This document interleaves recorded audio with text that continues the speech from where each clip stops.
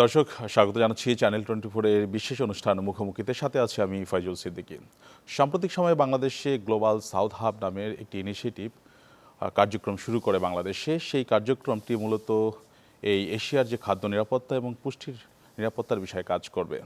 সেই বিষয়ে কথা বলবার জন্য এই ইনিশিয়েটিভের যিনি প্রধান ডক্টর শিলা অজিবুজো আমাদের সাথে উপস্থিত হয়েছেন। Dr. Sheila Ojibujo, welcome to our session. Thank you so much. Very recently you have launched an initiative that is called Global South Hub Asia. So why it is in Bangladesh, why not in other countries, and what is your mission, vision and approach on it? Thank you so much for inviting me to talk about this very special initiative. And it's not really our initiative in terms of Alliance for Science per se. It is Farming Future Bangladesh, who are part of Alliance for Science. They're our key science allies. So it's the brainchild of Arif Hussain, who's one of our fellows. So he was one of the first fellows trained by Alliance for Science on science communication, amplifying science voices across Bangladesh. And so he started Farming Futures Bangladesh to begin to bring people more into the conversation about science and what it can do to help innovations and what it can do practically to improve the lives of farmers and farming and agricultural communities, especially in Bangladesh. So Farming Futures Bangladesh has done amazing work. He is always being invited to speak about the transformation that the country itself has had in terms of agriculture, but also the work that the communities are doing. And so we feel that we're now at the stage where that learning should be shared more broadly. Farming Future Bangladesh has done a lot with faith communities, working with policymakers, media, scientists, young people in science. And so we've gotten to the stage where we realize that in other parts of the global south, Africa, Nigeria, particularly Kenya, that there are things that we're looking over at countries like Bangladesh and saying, how did they do that? How did they go in one generation from being a country that is known from famine to being a country that is exporting some of their staple crops and actually now looking at expanding markets? How can we in Africa learn from the green revolution in countries such as Bangladesh?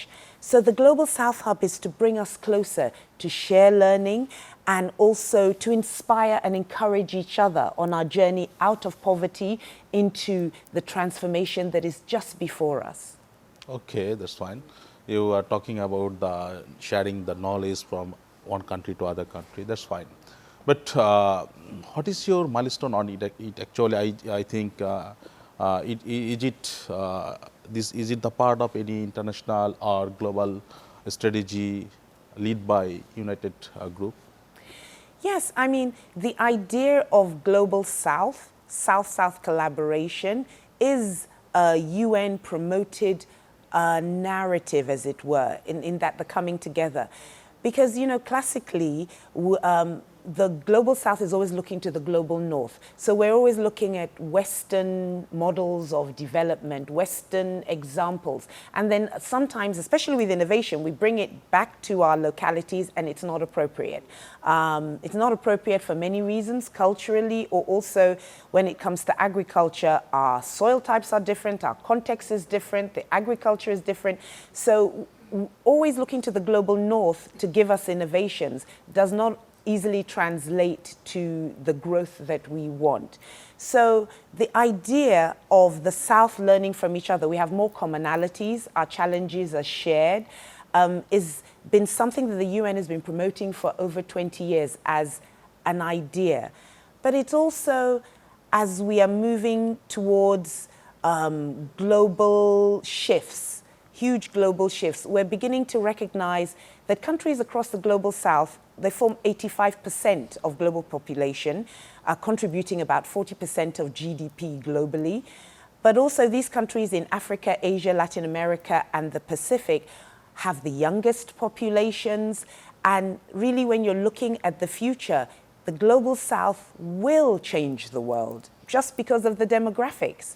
So it's important that the the innovations and the learning, the resources and the investment must go to the global south, because this is what the trends of the whole world will be. It'll come from the south. So power shifts globally, geopolitics, but also the fact that we learn more from those that share some of our experiences, some of our challenges, and listen to us in a different way without the power dynamics of our histories.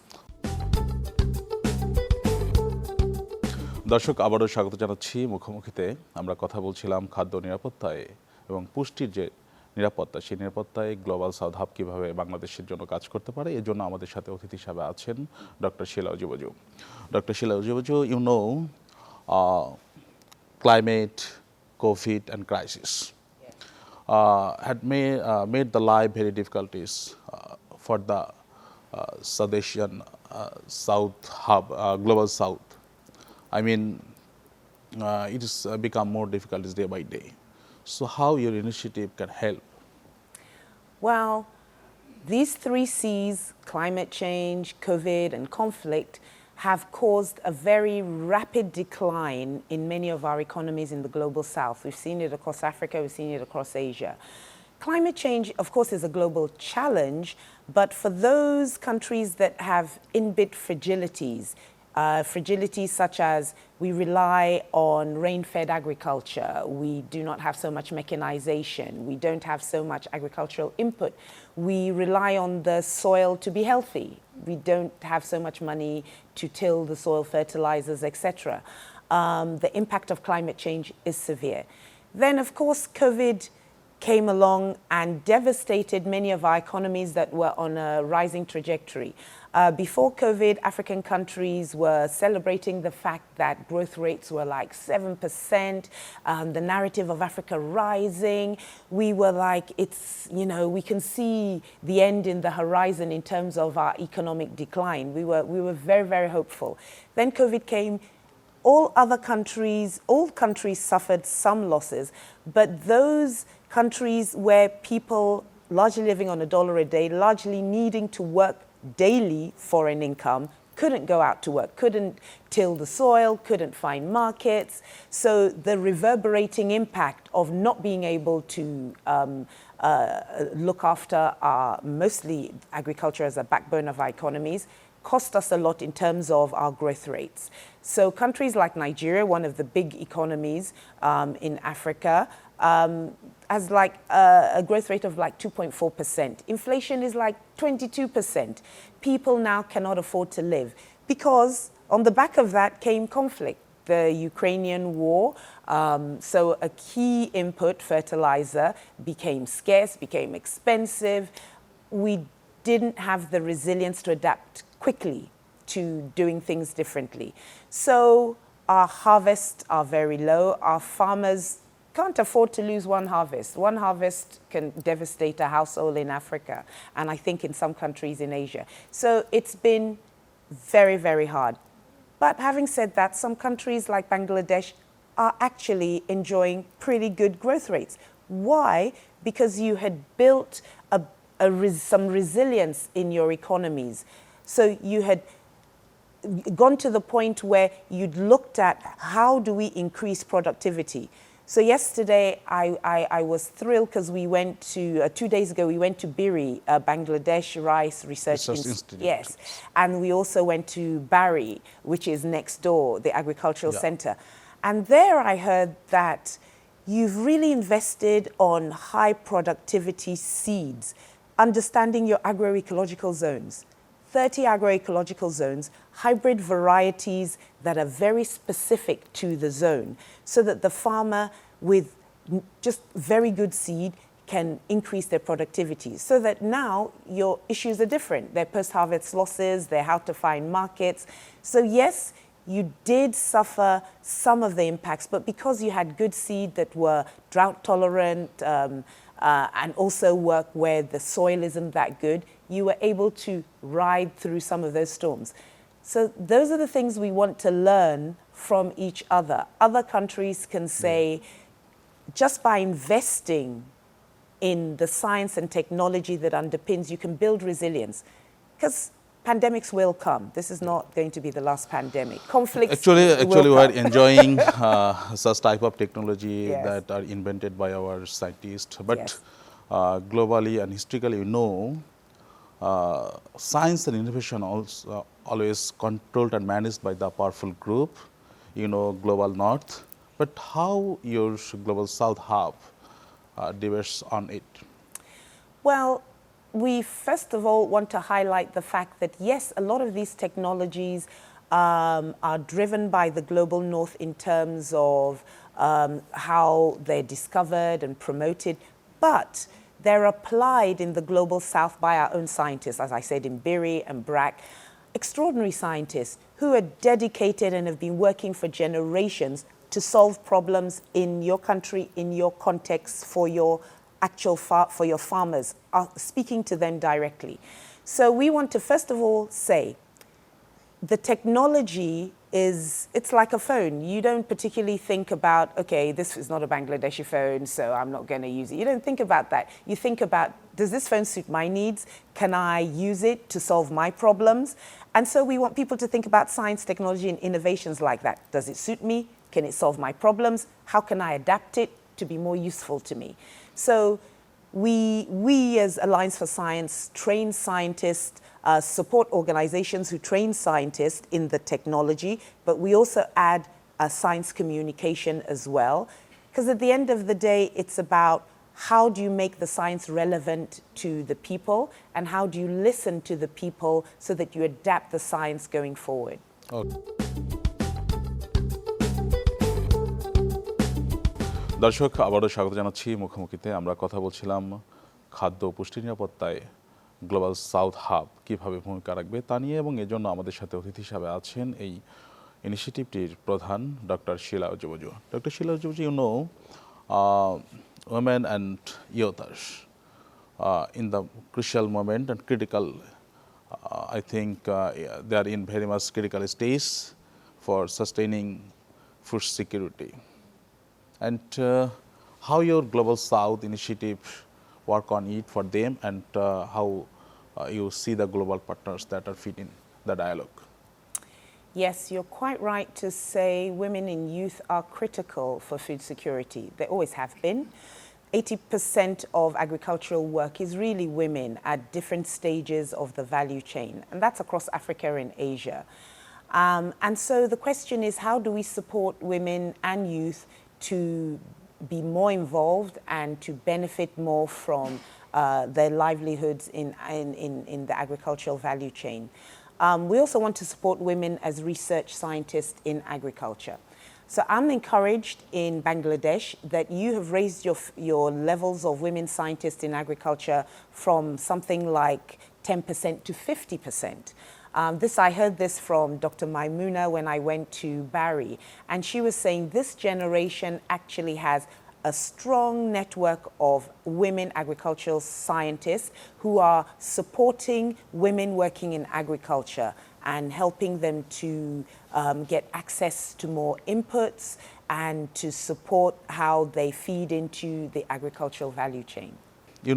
Next generation technologies, I mean GMO and gene-edited technologies are very controversial right now.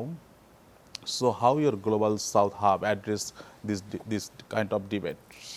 Yes, we want people to look not at the technology, because when people look at just technology outside of why the technology is there, it can be scary. Anything new, all new technologies are scary. But let's look at what are we trying to address. We have a global food crisis. We have population growth. We have more mouths to feed in a short space of time with climate crisis, really. So our soils are not as good. We don't have access to technology. So how can we make sure that if a farmer just has a few seeds, those seeds can work better? So this technology can help us address the question of productivity and gains for mostly smallholder farmers. It's important. And so that their livelihoods can be enhanced, and also to stop reduce the amount of chemical pesticides and spraying and all of those things that have to go into trying to make sure you have a disease pest-free harvest. So it's important that we look at the challenges of what this technology is trying to address. So we do a lot of communicating around that. But it is, I think, also the idea of this is foreign, it's against God, it's not natural. We also want to get people to understand that from the beginning of time, we have been innovating in terms of improving our seeds through traditional plant breeding. And so genetic modifications, GMO, and gene editing are just an application of what we do naturally, except we do it with more precision and faster. So it is not different. It's not completely new. It's not in terms of the idea of it comes from nature. We learn from nature and we adapt it. And we believe that this is part of how we have been able to live as humanity, that some of this is also inspired by higher powers that allow us to grow and evolve to find solutions to our problem. So it's not that science is the solution. We believe that our solutions comes from whichever gods we believe help us to find solutions to our problems. Those help us to address our challenges using whatever technologies are out that we have access to.